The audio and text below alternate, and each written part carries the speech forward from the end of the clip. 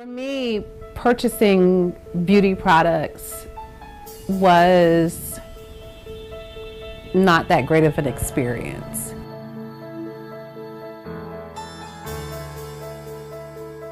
I can remember when I was looking for makeup for my skin, and I had been using an organic makeup that I was getting from a very expensive grocery store. I didn't feel comfortable like I had an opportunity to ask any questions about the product. And when I finally did get to a consultant and ask them, what's in this lipstick, what's in this, they really didn't know. So when it came to my hair, that was even harder. I would go into the beauty supply, and as you know, it's just aisles and aisles and aisles of product. But what I didn't know, what was right for my natural hair. And again, I was faced with the same dilemma. Who can I ask? Nobody really knew anything about these products. They were just selling them. It wasn't a great experience, not being able to get the right amount of information from the people who I was buying the products from. So that's one of the things that I love about the Beauty Lifestyle Network, is that it's a community of information as well as a bunch of great products that have been proven to really give you the look that you're looking for when it comes to your hair, skin, and body.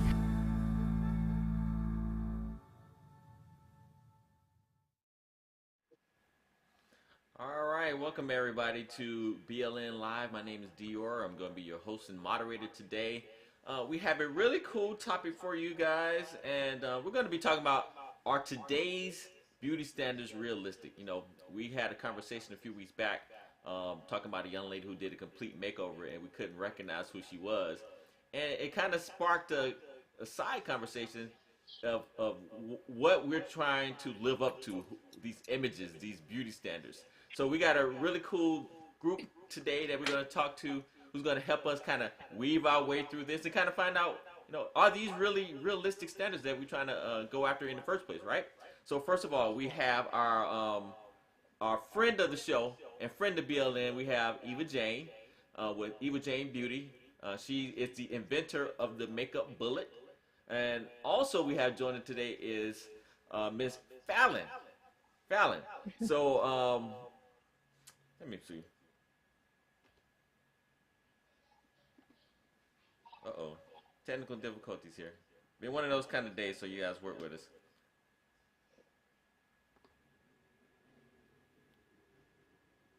Oh, okay. No wonder. So we have Fallon. She's going to be joining us today as well. Fallon Walker. She's also a beauty entrepreneur, and she's going to have some really cool insight as far as this is concerned as well. So, ladies, so you hear our question. Are today's beauty standards realistic? So we have these images out there of, you know, people like Kim Kardashian. We have Rihanna. We have who we have out there? Uh, who everyone wants to be like? Um, Beyonce. I The don't know why card, that's in my yo. head. So we have those ladies out there, and let me ask. Let's start with you, Fallon. How much you think influence are these kind of ladies and people in celebrities and social media having on the beauty standards of today's women? Oh, they have a huge influence. And I think that unfortunately, people believe that, well, this is how I'm like, you can look like me, you can look like Rihanna, you can look like, and it's so false. And unfortunately, a lot of people really do go out here and buy thousands of dollars worth of makeup, believing that they can walk around looking like Kim Kardashian and Rihanna. And that's just not the case, but they do. They have a major influence on today's beauty and beauty standards. Yeah, that's true. Kind of. Give me your take on it, Eva. Well, when I think about what you see in the media, I totally agree with Fallon that there's kind of an unrealistic expectation. And I think who it really does a disservice to and who it influences the most right now are young women. And when I have young men in high school, And when I'm at their school and I see some of the young women and I see, the trends that are going around and happening, it's almost like that individuality is kind of taken away because you see an image put forth so much. It's like that's what you're trying to conform to, and that's what you're trying to be in your everyday life, and that can be hard to keep up. And as life goes on, depending on what industry and where you find yourself professionally, it can maybe not fit where you're trying to go. Yeah, that's these trying to live up to these expectations. I think society has known that there's always been beauty standards, right? There's always been people who we Mm-hmm. try to look up to. And is there anything different about now than how it used to be? Is it more toxic, or is it any harmful in any kind of way? What do you think about that, Fallon? Well, kind of looking back, I can honestly say that the standards of beauty has changed. I remember when I was younger, it was you had to be, 100 pounds, big breasts, long hair, you know. Now the beauty has, like, now you see these beautiful full figured women, and so there's some good parts to the change that has happened, but it still can be unrealistic for the average or the everyday woman. But it is good to see, there's another supermodel that has, unfortunately, I cannot think of it, but is it Billy Lago? And I just love how, because she's absolutely beautiful. And so as that's one thing that I am happy to see, that they have changed. Just that, the 100 pound skinny big boob woman, and it shifted to, okay, now we can see full figured women, and now we can see women that have certain, disabilities, and they're beautifying that. But there's still an undertone of being, um, a certain look has to, like, they have a way of making you look a certain way, and it's still not realistic, if that makes sense. Yeah, you can definitely see how the standards has changed. Like you said, from the body image wise, where you used to have slender women, now we can have more full figure women. Especially if Mm-hmm. you talk about people like Kim Kardashian, she kind of popularized it, I guess, to a certain extent. And people like J Lo and stuff like that. Kind of give me what your thoughts on that, Eva, as far as like the evolution of the beauty standards.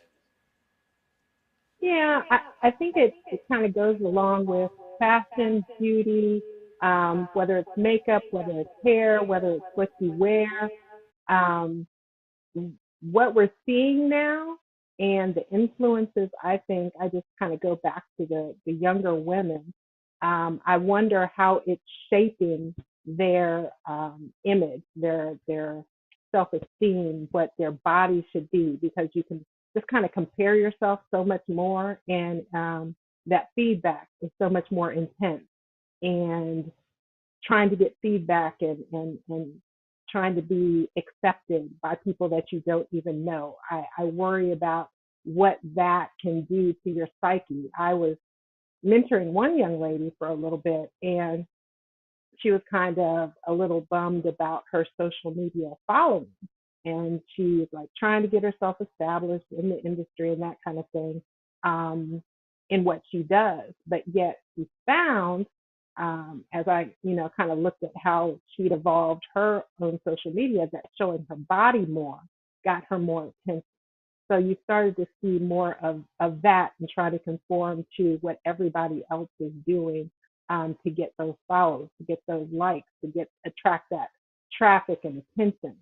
So when you kind of see what is that cookie cutter, oh, if I look like this person, this really, really famous celebrity, or if I have my hair styled this way, or if I wear this outfit and show just enough skin and flesh that it's kind of provocative, then I'm attracting attention. So I guess my concern is, where are we getting what we see as what is beautiful? And even if it doesn't jive with who we really are they still like, oh, but that's what is getting me accepted. That's what's getting me attention.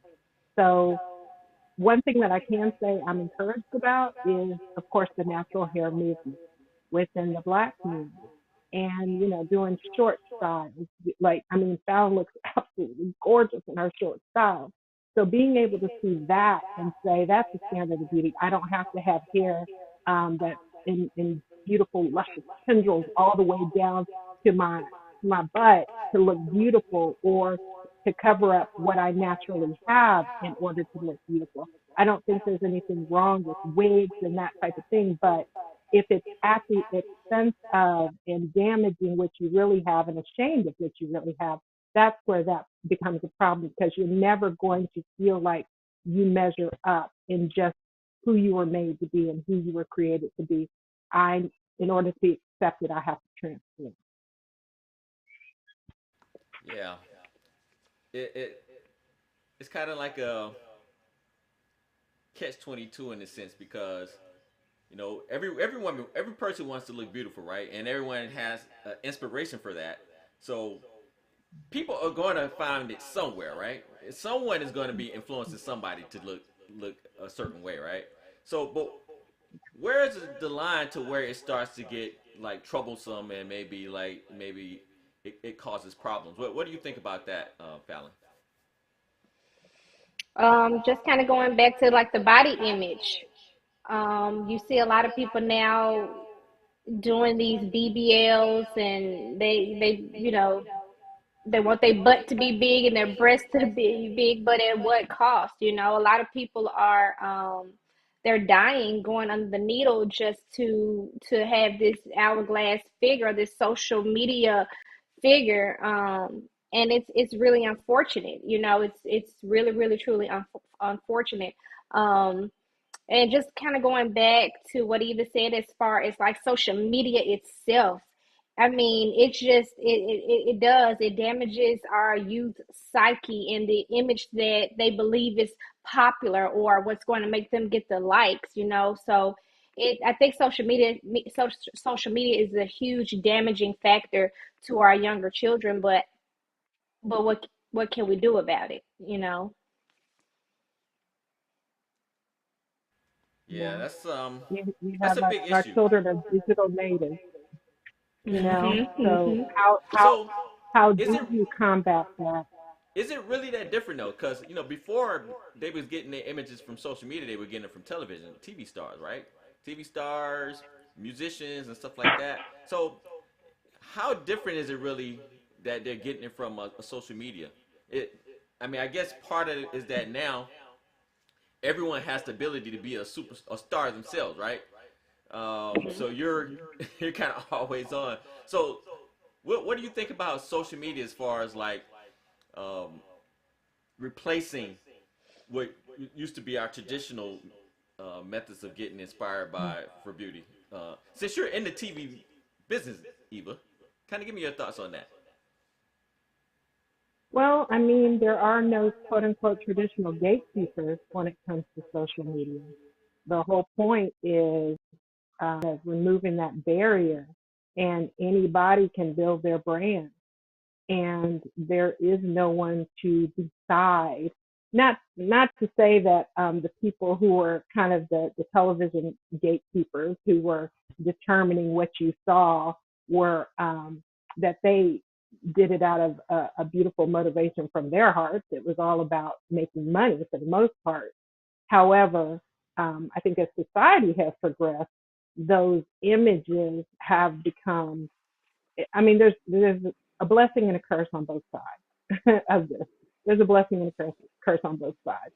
Social media has opened up to where if you are, say, maybe a full-figured person who, or someone who maybe isn't the quote-unquote traditional standard of beauty, you can find your tribe, and you can find people who you can inspire and motivate, and you don't need anybody to give you permission. However, on the other side of that, there is a lot of damaging imagery that is put forward because, if you can find an audience for it, then you feel like you're getting that affirmation of I'm doing something right. So if it's coming to, um, the young girls, and yeah, you're not supposed to be able to be a certain age to get on some of these platforms. However, they sign up under kind of a false age, and then they're exposed so early, and they're scrolling and scrolling and flipping and flipping and swiping all day long, and they're being bombarded perhaps with images and concepts that they really don't know how to process. So they process those likes and that viral sensation as being something that's a positive. And it might not be something that is ultimately going to be beneficial for them. And I've heard, different social media influencers on the other side of it when they're so overwhelmed and they're depressed when they're not on, and they feel like they've started something and this current is going and they don't know how to get out of it because that's where their approval is. That's when it becomes toxic. Mm-hmm. That's interesting, because this is definitely a phenomena of this age that that social media has been able to make everyone stars and put the additional pressures on them. I know, Fallon, you have kids. Do you see this in your kids? Do you feel like they are trying to become stars and they kind of have the pressures of living up to whatever the beauty standards are for social media right now? Not necessarily when it comes to beauty. I mean, my 17-year-old, she's always showing me, Mama, look at this hairstyle, look at this hairstyle, look at this hairstyle. But we've made it a mission of ours to let our children know and confirm with them, you are not valid based on, like, don't let likes validate you. And I feel like I over preach it, but I think I can't say it enough. So I can honestly say that they're not really looking at certain beauty standards and believing, okay, well, this is how I'm supposed to look, but they do want to kind of keep up with the trend too. My daughter's always showing me different trends that's going on, but I don't think they have it in their mind like, okay, well, I'm only beautiful if I have braids to my behind, or I'm only beautiful if they don't have that. Because I caught it at an early age. I saw it shifting, and we jumped right in to confirm them. You are beautiful no matter what, and not to constantly look at social media as a beauty standard. Just be confident in who you are. So I would say no, they don't try to really follow these these certain beauty trends, but they do try to keep up with the current trends because they want to just be cool. Now, do you think? I'm just kind of curious. Do you ladies think that social media is probably the biggest source of, I guess, how we view beauty standards today, or is it like more, or is it the traditional? Is it the Rihannas? Is it the Kim Kardashians? Even though they have huge platforms, and I guess for the most part, they're, especially a Kim Kardashian, she's like a social media person, right? I mean, that's her thing. Yeah. So, Yeah. so I'm I, thinking. No, go ahead, Eva. I would say it's like a combination because even with my sons, they latch on to certain personalities that they really enjoy watching. And it's just because, that person might have content that they gravitate towards, and sometimes they're, around their age. So it's people that they want to kind of emulate and follow, not necessarily emulate because they're not like making content or anything, but it is people that they identify with. So, like I said, there are no gatekeepers. So it's going to come to how Fallon said, my daughter will come to me and she'll show me something. It's almost like, but everybody doesn't have that, that person that they can go to. They don't have that parent that they can bounce things off of.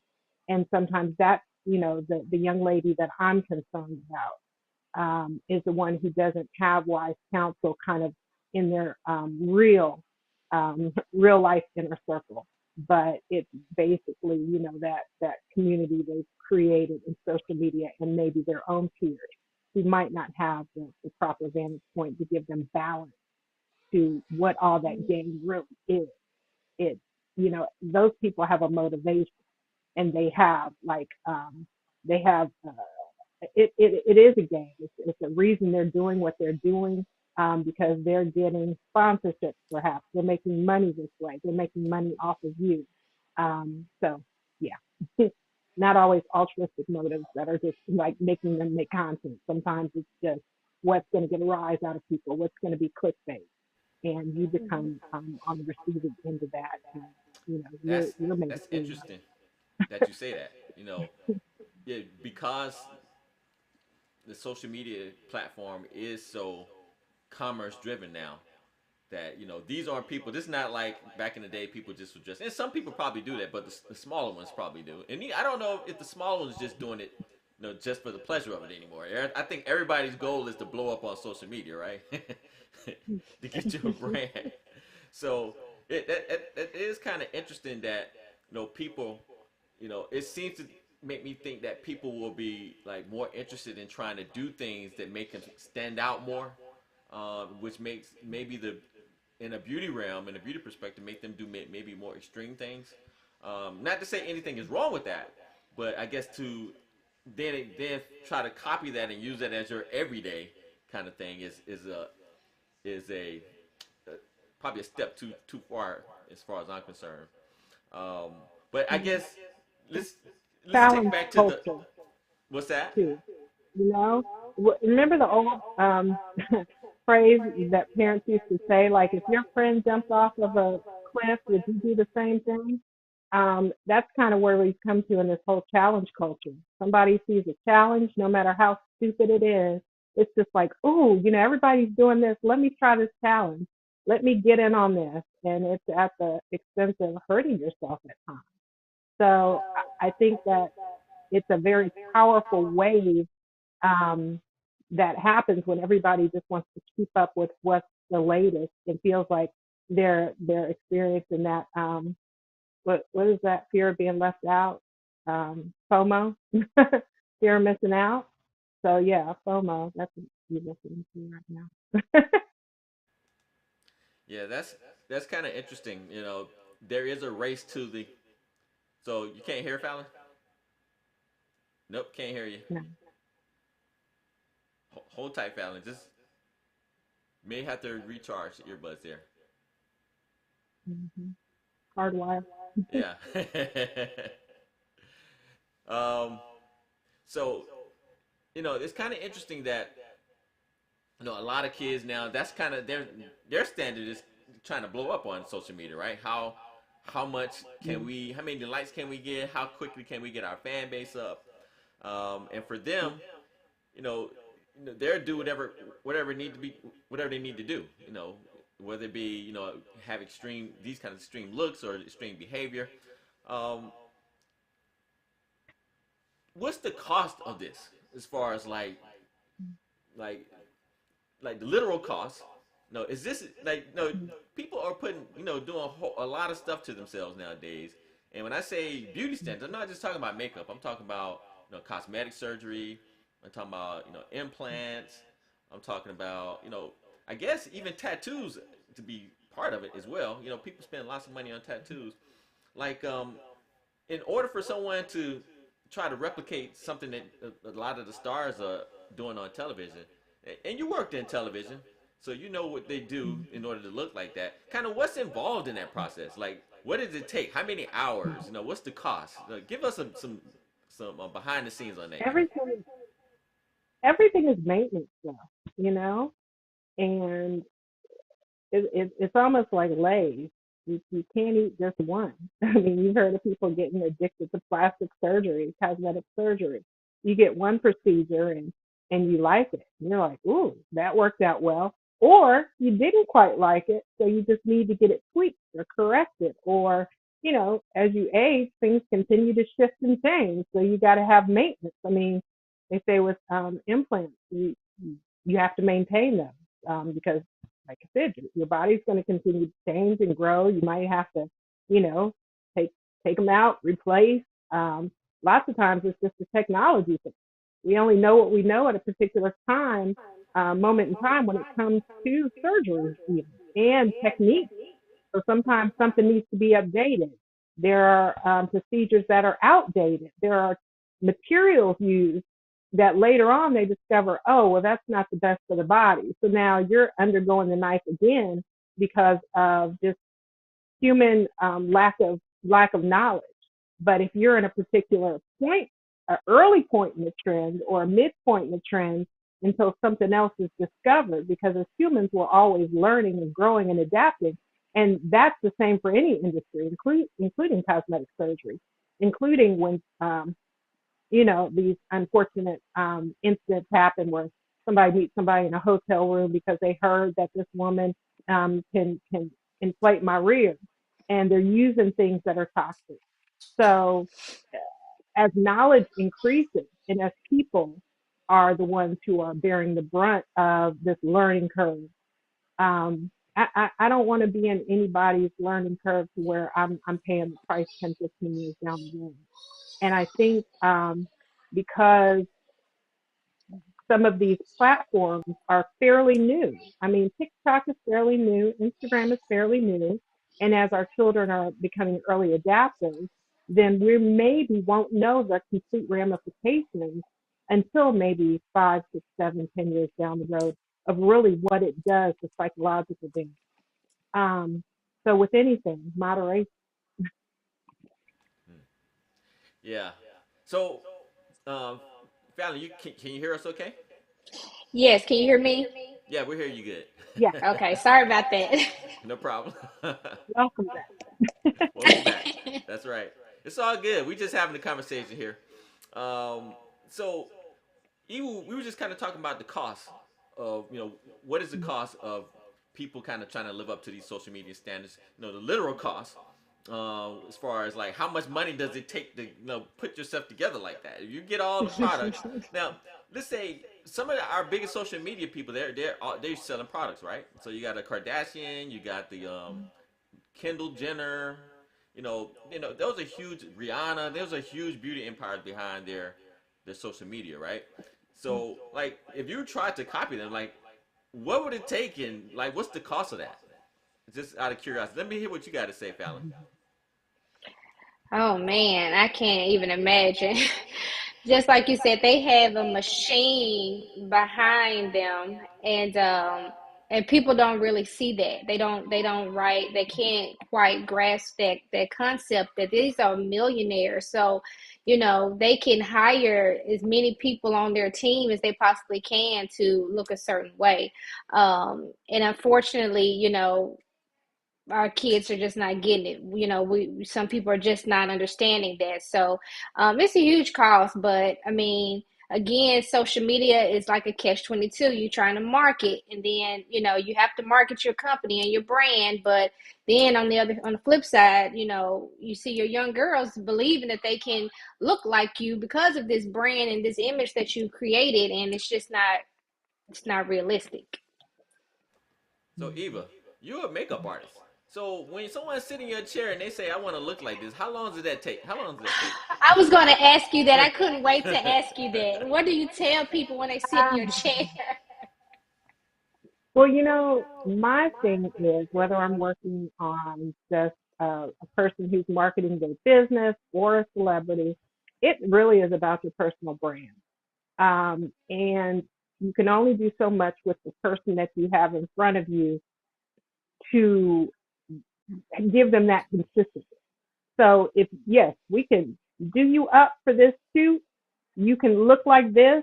Now, when you show up to wherever you're going, are you going to be able to duplicate this? Is this like something that something you can replicate? Because I have people who are like, oh, okay, I have to come to you to get this done, but they don't necessarily have the skill to transform themselves in this way. So, I mean, I think it's a balance of what is your personal brand and what are you trying to project, and is this realistic for you in whatever you do? If it's a one-off headshot, corporate headshot, my makeup technique and what I do is usually kind of like a U 2.0. I am not one, just in my artistry and how I do what I do, of the flashy transformations. I'm even an artist who kind of shies away from the before and after shots, because to a certain point, it's a little disrespectful, because it's almost just like, oh, you look so terrible. Look what I did for you. I really just want to enhance that natural beauty that you have. And typically, and I mean, I like at least an hour just to sit with that person, just talk to them and do what I do. But I mean, every situation is different. An hour and a half is kind of, but I don't like rushing. There's certain types of makeup that I've never liked doing. You know, early days, you're always when you're starting off. People want to do fashion shows. I'm like, oh, all that rapid fire makeup that's just quick and you never really get to finish. I don't like stuff like that. But I mean, I worked in live television news, so you only have as much time as you had in those. But you're working with the same person all the time, so you kind of know exactly what to do to them to get them ready. Almost like you know your own face, and you can get yourself ready quick. That's kind of how it tends to be when you work with somebody over and That's interesting. So, Fallon, you say you had a question for Eva too. I guess along those lines. Just that, like, do you tell people when they come and sit down in your chair and they say, I want to look like this? Do you say no? You can't. Well, I can't make you look like this, but like you mentioned earlier, I can enhance your natural beauty. So you kind of answered it, but I was curious about how you communicate over. that with your clients. I do let them. I think my reputation, and usually if somebody has hired me, it's from a referral. They kind of know my style. They know what I do. They know that I don't overdo. Like that's just not something I do. I don't do stage makeup per se for an everyday woman. A lot of the regular, everyday, working corporate women don't want a transformation because they understand what that means for just who I am. Like a lot of the brides I do, some of them are like, look, he needs to recognize me when I walk down the aisle. And some of these artists I see like on Instagram and all this, I don't want a transformation. A lot of women just don't want that. Like real life women don't want that. I think once you get older and you get settled into the person who you are, I think most women are very comfortable with who they are and they just want to look their best self. And like I said, who I get concerned about is these early young women who are digital natives who have gotten who haven't gotten their footing as far as being comfortable with who they are because they're so they feel like they have to compare themselves or keep up with you know Hmm. whoever. It used to be the Joneses, now it's the Kardashians, but it's for a different Kardashian. reason. Yeah. So who wants that pressure? But some of those young girls, they don't know any different because they feel it daily. They feel it from the people that they're around who are feeling it from this. It's like I'm trying to compare with these people and I'm trying to compare with these people. Hmm. So, that makes me kind of think. As you talk about the young women in particular. So I'm assuming that. Mhm. How do you ladies feel who's like most susceptible? Do you think that like Eva, Fallon, that the younger generation are a little more susceptible to kind of trying to live up to these kind of ideal standards? Oh yeah, absolutely, absolutely. Because just like Eva said, they're not content or comfortable because they don't even really know who they are. For some anyways, it wasn't until I was in my 30s till I really understood the type of woman that I am and I was confident in that. So these the teeny boppers and 20s, I just in the early 20s, I just don't think that they have an idea of really what their inner beauty is. And so they just have to base it off of social media and TikTok and what the Kardashians is doing and what the Rihannas are doing. There's 90 million tutorials on YouTube now where, well, I'm not going to go against the tutorials because I do watch some of the tutorials when I'm trying to figure out how to do some of my little makeup stuff. But it's just out there and they're a little bit, I hate to say the word lost, but I can definitely see how it can be challenging for them to navigate what their natural beauty is, and watching what they see on social media and TV. So, Yeah. and it seems like we come to the conclusion that it's kind of important that you kind of have a good self worth or self identity before you kind of get into this realm. So, for a lot of women who may not, let's start from here. Like, where does that come from? Like, where should that initially come from? That your initial self identity. as far as like being comfortable with yourself and your beauty standards. Like, where do you think it should come from, and where do you think it's probably coming from now for most people? Let's start with you, Eva. Hmm. Well, I mean, where can it come from?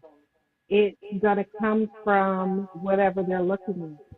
So if it is they're looking at social media, it has to be on social media. So there has to be other imagery, other women that they can look up to. They can watch these different conversations on Beauty Lifestyle Network. They can go ahead and get a little more in depth into the whys behind things. Let people pull that veil back like we're doing. Don't get got with the okie doke. I think that's kind of what me and Fallon are talking about. Just, we're mothers at heart. We're nurturers. We are, kind of subscribe to the village mentality, and we're trying to be that village here so that there are other voices that young women can listen to, that mothers, because sometimes your kids don't want to hear it from you because they see you every day. They want to hear it from somebody else. It's like, dang, that sounds like my mom, you know? And that's the help that somebody can be to say, look, you're beautiful. You were created in the image of God, the likeness of God. You are beautiful just the way you are, and you have value and worth inherent. Let's start there. And then from there are ways that you can enhance. But before you do that, it's about that inner beauty and being happy with who you are and being content with who you are and knowing that you are enough. And some young women do not hear that. You are enough. So if a young woman is listening to us right now, I'm looking right at you. You are enough. That's what I have to say, because if we're searching for worth and we don't realize that your worth is already within you, then you're just going to constantly be searching, because there's going to be a trend coming and a new one coming and a new one coming. And you're going to be like, well, maybe this is what will make me fulfilled. Maybe this will. And I used to be that way. I swear I used to be that way. And that's a story for another day, on a trend that I saw when I was in my younger 20s, that I said, oh, and in my mind and heart, I said, that's what's missing. If I do that, then I'll feel fulfilled. And and I'll tell you, look, you wouldn't believe it to look at me now, but at one point in time, my tongue was pierced. And that was like the trend that I saw. I saw somebody with it, and I was just like, oh, that's fascinating. That's what I need. Man, one time I bit down on that daggone piercing. I was eating some chicken and broke my tooth. I'm just like, you know what? But it was like I was looking for something else outside of me to make me whole. And in my mind, in my 20-something-year-old mind, that was the next step towards wholeness for me, because it was something cool that I saw. So I think that our young women sometimes get caught up because what your eyes see, and there's like some type of void, something missing, and you think, oh, that's something new, that's something I haven't done before, that's something I haven't seen before. Maybe if I try that, that'll make me feel more fulfilled. And it's a trick. Here to tell you. Yeah, you're right. I mean, Yeah. that kind of that kind of thing needs to be heard. I guess how does that happen in your household, Fallon? I'm sure you have Yeah. a lot of I influence. How definitely. much influence do you have? I guess that's the real question. Do your daughters listen to you? Like, how much are they looking up to you as far as, and do you feel any pressure to kind of like provide a model for her besides Instagram and stuff like that? I do. I really try to do what I preach. I really, really do. And I just try to instill in them, you're valid. You are, you are worth it. We have affirmations that we do every morning. You are beautiful. You are smart. You are good enough. You are a king. Or I tell my son he's king. I tell my daughter you are a queen. And I'm going to keep doing it because I know how it is when you sit back and you compare, because that comparison it can take you to a dark, dark place, and you start feeling like you're missing out. So yeah, I talk to them every single day, and I let them know you're beautiful, you're beautiful, you're beautiful, no matter what, you're beautiful. Because again, I've been there. I've been in that space of comparing myself, and just like Eva said, you just kind of watch and you like, oh, let me do that, and then that should make me feel whole, and it doesn't. You have to find it internally, and I think a lot of it does start with home too. I think that we have to just remind our kids, like, what you see on social media, you have no idea what's on the other side of that.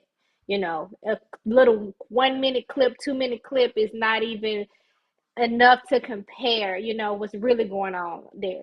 So yeah, we definitely talk to our children and let them know that they are amazing and beautiful. Do they listen? I think they'll listen later. I think they'll go back and be like, okay, now I see what my mom was saying. Yeah, it's pretty cool that that you're doing that, and I wish a lot more people tell their daughters in particular, because the women, they influence the guys. There's a Yeah. lot of women out there.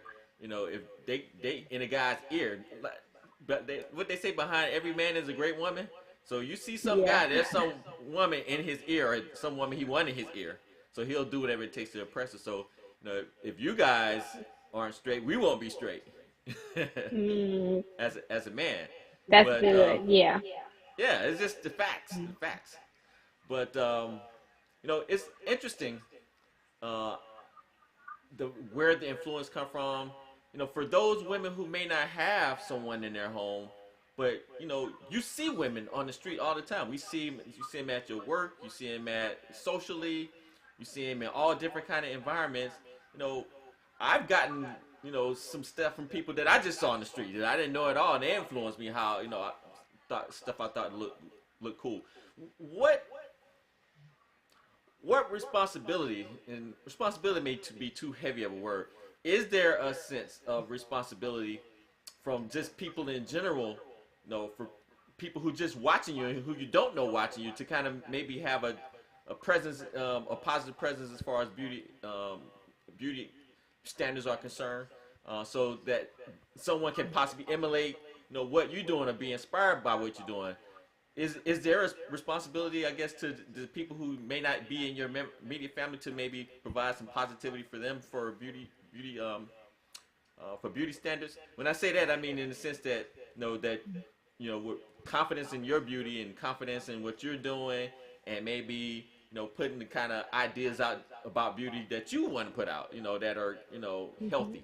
So I guess that's the question. Let's start with you, Eva, if you kind of understand my question. So, if I'm correct in how I'm interpreting this, you're saying as far as my own personal going out into the world, do I feel a responsibility? I would say yes, just in that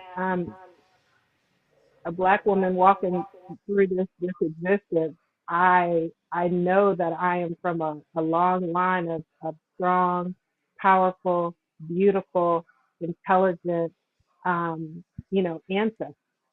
So for me, going out into the world and walking in that power, whether I have a face of makeup on or I don't, um, it's an inner joy and an inner peace, and I think that exudes beauty.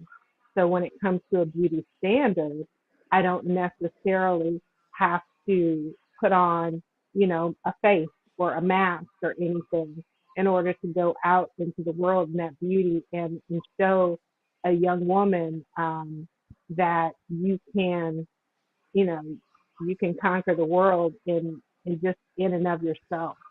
Of course, there's going to be an appropriate time where, if I'm in a certain setting where I'm, representing my beauty brand, then of course I'm going to, do my face, or I'm going to go out with a certain look. But no, every day that I'm walking out of my house, I don't feel the pressure to have to exude a certain level of a high quote unquote beauty standard.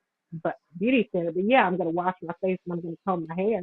I mean, I'm not just gonna walk out into the world any kind of way.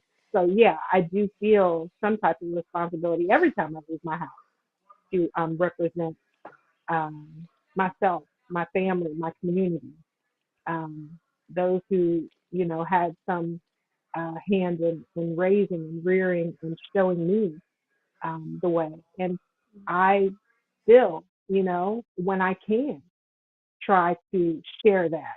Sometimes it's invited and sometimes it's a little unsolicited.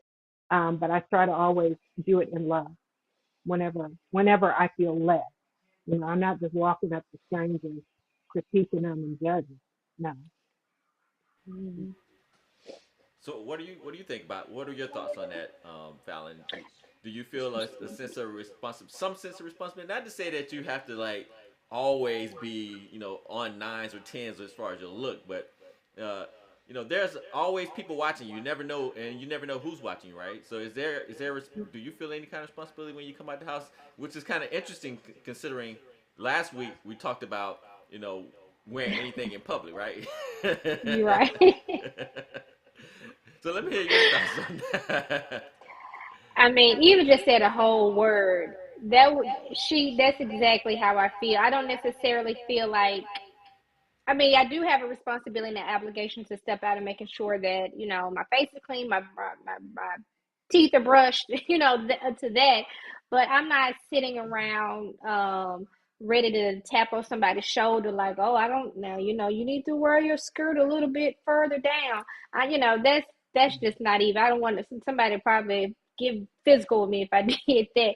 But I just do feel like we do have to represent as a whole, and so I'm very mindful of how I look when I step out. Not saying I'm gonna be, just my face all beat and stuff like that, but I just do feel like I need to represent myself well, and especially, I have to do that with my kids, and I do want to represent my community and myself well, but I don't necessarily feel like it's a responsibility or an obligation to. Yeah, yeah. I wouldn't necessarily call it an obligation either. No, I guess I'm just always curious because you know I think it happens the opposite way too. I can go out and I see someone wearing something in a more maybe casual light than I would normally. I say, oh, I can do that. I didn't know I could wear my flip flops here, right? So that starts the trend. You're like, oh, okay. Oh, I know. I don't want to. Next time I come, I'm doing the same, right?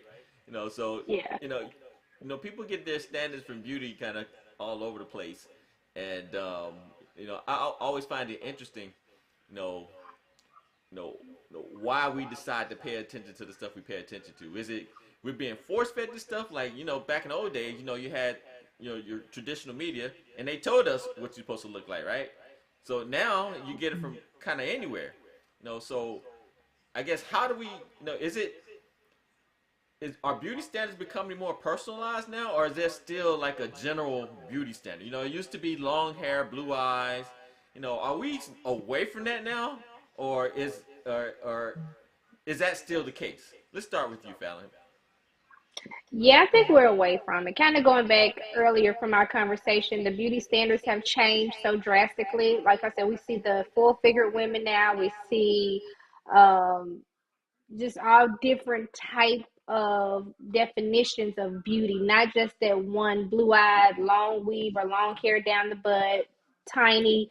No, no. It has definitely changed. I'm grateful for that. I think that's so good for us to see, other ideas of beauty, and kind of going back with just the whole natural look now, women wearing their natural hair. Like I love it, So there has definitely been a switch as opposed to how it used to be back in the day.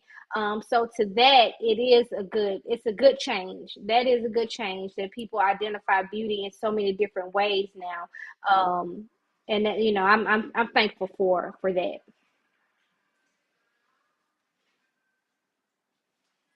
Yeah, I agree.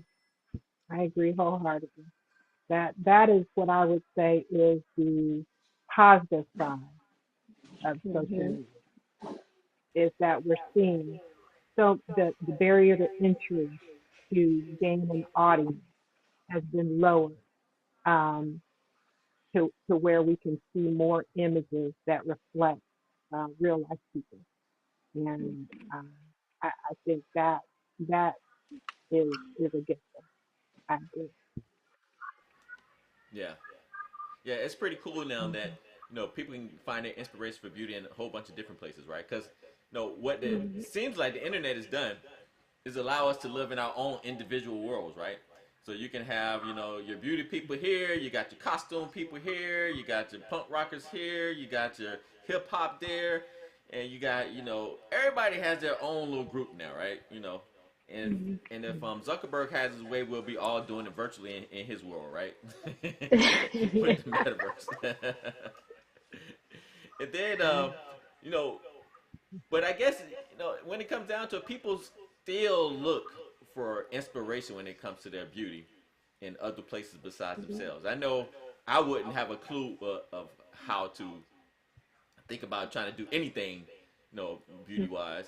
Um, I'm just curious, like, what are you ladies? Where are your inspirations for beauty? Is there a person or archetype type of for that you have a beauty in your heads? Like, is like when you think of beauty, what comes to your mind, um, Fallon, than you, Eva?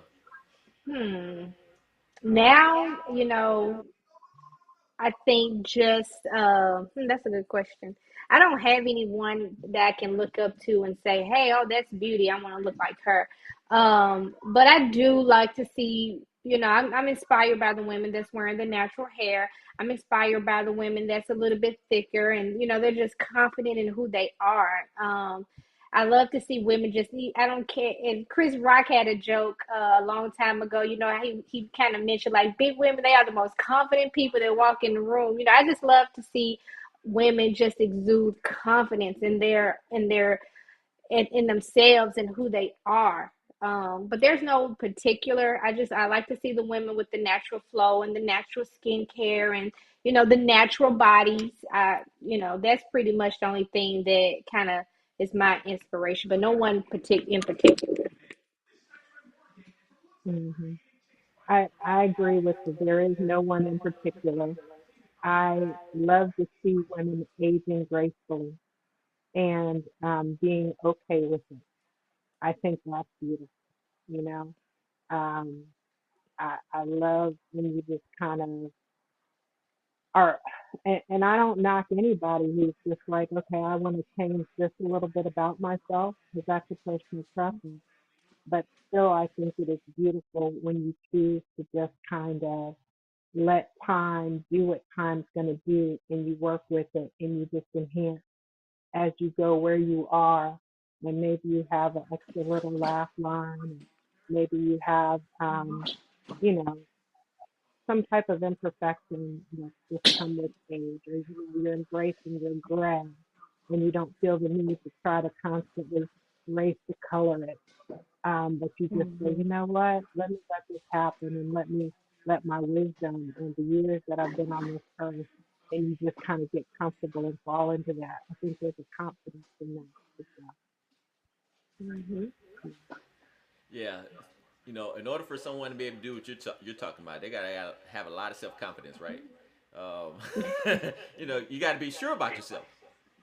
And that's kind of where I mean, beauty all starts at, right? that can come. I mean, that can come in time. Just being okay with who you are, and and realizing that it it's not that deep, you know. And there nobody has all the answers.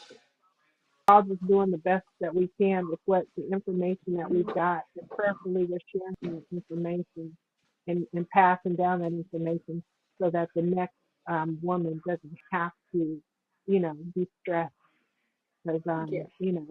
and that starts to create other issues within the body. Mm-hmm. So just to be able to relax and be happy with who you are and okay with that person that you are. And sometimes that takes almost a lifetime to get through.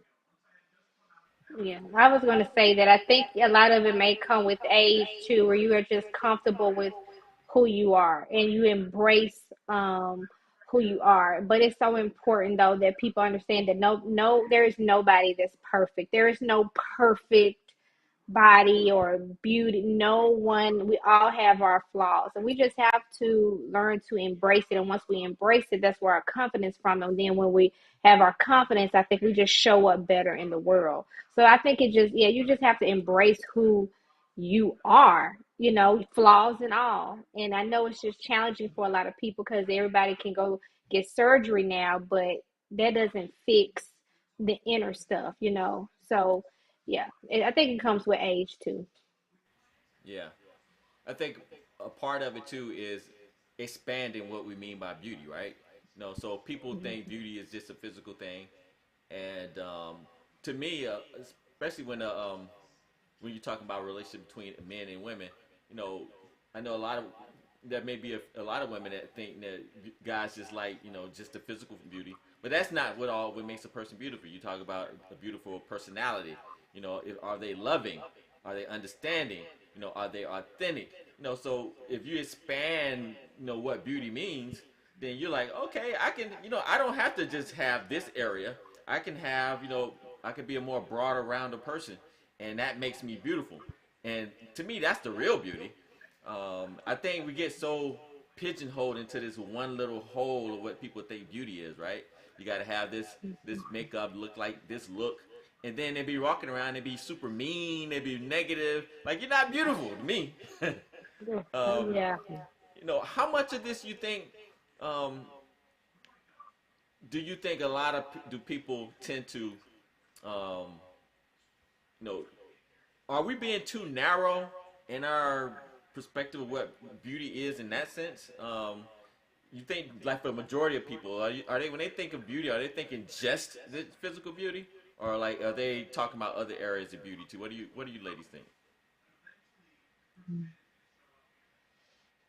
I know I'm asking you to think Hmm. what other people are feeling See, saying in their I heads, but I I could say if you're in an echo chamber, it's challenging because when it comes to realizing that there's a lot of manipulation that goes into what you see on social media, behind the scenes, the algorithms and that type of thing.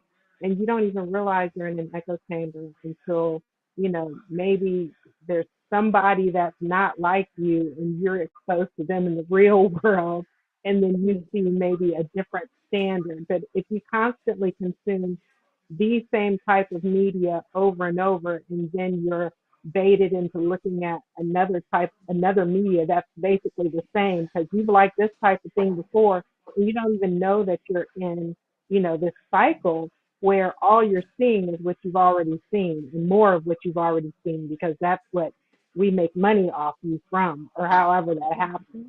Um, and I think that we have become come into a society where we are a little more pigeonholed with what our interests are, and we don't even realize it. So I think first has to come that realization and maybe seeking something outside yourself and seeking something to where you kind of expand your culture to where your idea of beauty can expand. Yeah. oh, I I get that. definitely agree. And I agree. I think that the idea of beauty is still very narrow. It's just based on just the physical appearance. It's about the $1,000 weave and your lashes and your waist. And I don't think we've gotten to a point where we internalize but again, I know too we only going by what we see on social media, but people have to think a little bit deeper. That's why I always tell my kids, what you see is not always what you're going to get. What you see, you don't know what's happening on the other side of that photo and what challenges they're having and how they feel like they have to prove something. Like it's deeper, but we are still very narrow minded in the beauty aspect. We don't go deeper, just like you said, Dior.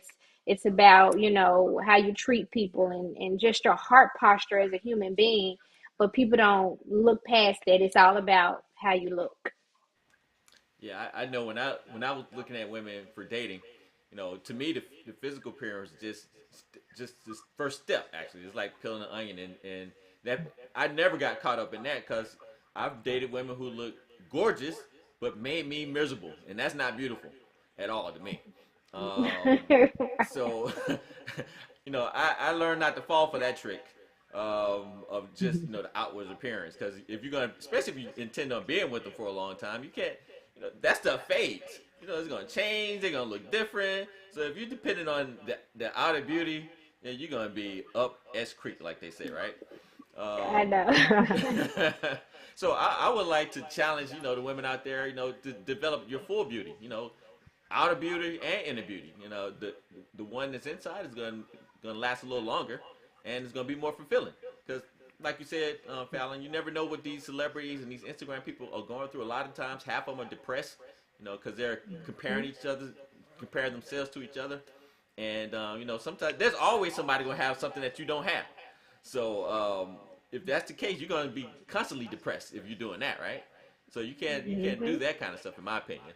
So just to kind of wrap things up today, kind of give me your final thoughts on where we stand with these beauty standards, and kind of what you would like to say to the audience out there. Let's start with you, Fallon. You are beautiful. I know I can't see you, but I can guarantee you that you were created to look and be exactly who you are. Love yourself internally. Love who you are. Learn to understand that you're going to have flaws. You're going to make mistakes, but ultimately, take care of your heart. Once you take care of your heart, then the outside will shine. So just love yourself. Be confident in who you are and who you are created to be. And just remember that you were designed. So just love yourself. I love it. I love it. Yeah, I want to go back to something I said earlier that you are enough. And I would say another word that I would add to that is grace. Give yourself grace. Um, if you feel like you're not measuring up to what someone else's standard is, give yourself that grace to be who you are and be okay with that. And then give yourself grace to grow into the person that you're going to be in the future. They talk about like through puberty, it's like the ugly duckling phase. And I think that's sometimes the phase that you're most likely to compare yourself to other people, especially on social media. And where you are right now is not where you're going to be. So if you are not, happy with who you are right this second, we're constantly learning and changing and growing as we move through life. So find yourself friends and a circle of close people who are going to edify you and make you feel better about yourself and not constantly tell you that you need to change, something about yourself that's a natural part of yourself. I mean, if you have a negative, toxic personality, you might have people around you who love you who will, call you on that and try to help you be a more positive person. But if you're just being your natural, authentic, beautiful self, and somebody says, "Ooh, you need to tweak that, girl, because your hair is doesn't look like," that's somebody that you don't need around you. Somebody who's constantly making you feel like you're not enough and that you're never going to live up to a certain standard that's unrealistic. You don't need people like that around you. So you are enough, and surround yourself with people who kind of build you up in that regard. I guess for my final thoughts, I would say be careful of the people who you look up to. People tend to overestimate people's situation. You never know what someone's going through. You never know how happy or sad people are going through, and you could be wishing that you had something that's not really even real, or that's even worse than what you have. So I say the people are the things you're looking up to. I said concentrate on yourself. Um, Work on expanding your beauty. Like I said, I think beauty is way more than just the physical appearance. That's fine, especially temporarily, but long term, that's nothing you can depend on, and it'll cause you more and more dissatisfaction because they're gonna fade. All appearances fade over time, right? So you're Yep. basically trying to hold on to something like it's like quicksand, holding on to quicksand. So I say hold on to something a little bit more substantial, being a good person, having a good heart, working on your intelligence, being a kind person. To me, that makes you even more beauty, and you can grow in those areas. So, I hopefully you take heed, don't compare yourself to people out there. Work on, growing your beauty, your inner and outer beauty, and I think you'll be just fine. So thank you, ladies, for joining us today. This was a really fun conversation. I think it's a conversation that's necessary, and something that probably should be brought up from time to time, just as a reminder to people. It's Yes, kind of very absolutely. easy to get caught up in the social media, hoopla and trying to get likes and friends and people trying to how many followers you have. And when you start following that path, it's easy to kind of start trying to say, well, I need to look like she look, or do the things she does or he does or whatever. So, step out that rack race. You're not doing them and making them money. Love yourself. Take many pictures of yourself and put them up and hey, I'm beautiful. Whatever you have to do, whatever it takes, just understand that your value is not based on what you see on social media or what these norms of the standards is. You love who you are with your flaws and all. And this is a good conversation. This was so much fun. I'm so grateful for this conversation. I want my daughter to listen to it, and I want everybody to listen to it. Awesome. Yeah, well, Thank you, Dior. I think I agree with you. I think daughters and sons, I think it applies across the board to anybody who wants to make sure you accept yourself, and that's kind of what it comes down to, right? Accepting what you got. Not to say you can't enhance it, try to do what you can do, but don't try to go overboard with trying to make yourself look like somebody else. Right. But if you do, just kind of know that it's just it's just a costume. You take it off and take it on, whatever. Well, thank you, ladies, for joining me. This has been a lot of fun, and we'll have you back soon to talk about some more stuff. And we appreciate you guys for tuning in. If you have any topics that you want to talk about, you think would be interesting, let us know. You can reach us at beautylifestylenetwork@gmail.com, and we'll be happy to take into account your suggestions, and you might even see it. We'll give you a shout out. So thank you again, and we'll see you next time, and we're out. Oh, real quick, make sure you join us next Sunday. We'll be on next Sunday on the 27th, starting at 7 p.m. We do this every Sunday on YouTube. You can also catch us live on our website at beautylifestylenetwork.com. And you should want to become a BLN member. We got some really cool stuff coming up where you can get some free consultations from beauty experts from all different walks. So that's really exciting. We'll be announcing that very soon. So make sure you check us out and stay up to date on our stuff and join our email list. So we'll see you next time, guys. See you next Sunday. Thank you very much. And thanks to our guests, Eva and Fallon. You guys were great. And for a great conversation. And good night. Good night. Me, purchasing beauty products was not that great of an experience.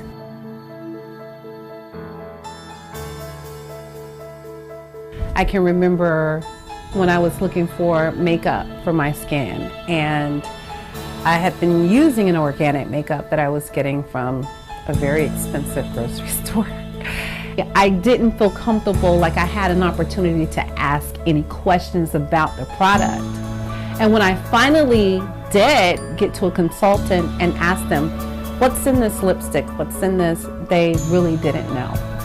So when it came to my hair, that was even harder. I would go into the beauty supply, and as you know, it's just aisles and aisles and aisles of product. But what I didn't know, what was right for my natural hair. And again, I was faced with the same dilemma. Who can I ask? Nobody really knew anything about these products. They were just selling them. It wasn't a great experience, not being able to get the right amount of information from the people who I was buying the products from. So that's one of the things that I love about the Beauty Lifestyle Network, is that it's a community of information as well as a bunch of great products that have been proven to really, really give you the look that you're looking for when it comes to your hair, skin, and body. Beauty Lifestyle Network is all about beauty your way. A lot of times people want you to fit into a category of what they think beauty should be. They want you to have hair like this or skin like that or dress like this. We want to give you options and say, hey, for however you want to do your beauty, we're here to help you with that. We're here to serve you with that. And you know, that is the best way to represent your authentic self. And that's what we really want to do. We want you to be authentically you. We want you to be proud of you. We want you to be accepting of you, and we want you to love yourself. And we want to let you know that we are here to help you on that journey.